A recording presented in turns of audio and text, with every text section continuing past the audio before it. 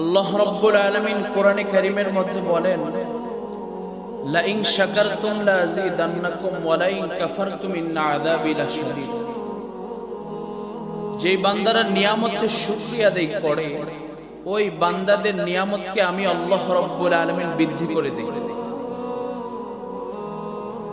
পক্ষান্তরে যে বান্দারা নিয়ামতের শুকরিয়া আদায় করে না, আল্লাহ তাআলার নাফরমানির মধ্যে লিপ্ত হয়, তাদেরকে আমি কঠিন আযাবের মধ্যে আমি আল্লাহ তাআলা গ্রেফতার করি।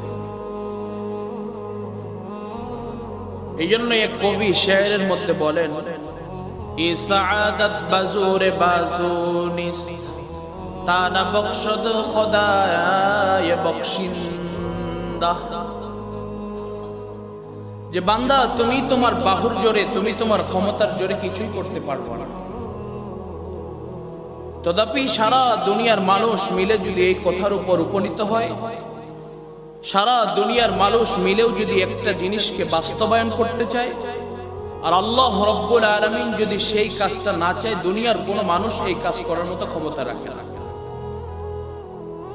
এই জন্যই আল্লাহ রাব্বুল আলামিন বলে, বান্দা, তুমি নিজের বাহুর জোরে, তুমি নিজের ক্ষমতার জোরে, তুমি তোমার শক্তিতে ভালো কাজগুলো করতে পারো না।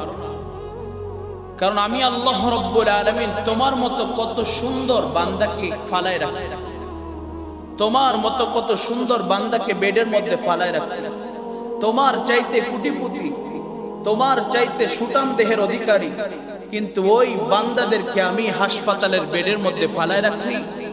আর তোমাদেরকে আমি আল্লাহ রাব্বুল আলামিন ভালোবাসি বিধায় আমার ভালো ভালো কাজগুলো করার মতো তৌফিক দান করতেছি।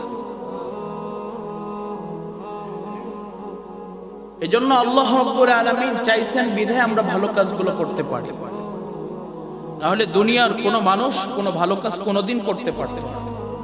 কারণ চাইলেই তো আমাদেরকে আল্লাহ রাব্বুল আলামিন সেরকম প্রতিবন্ধী, সেরকম হতভাগা মানুষ হিসেবে বানাইতে পারত।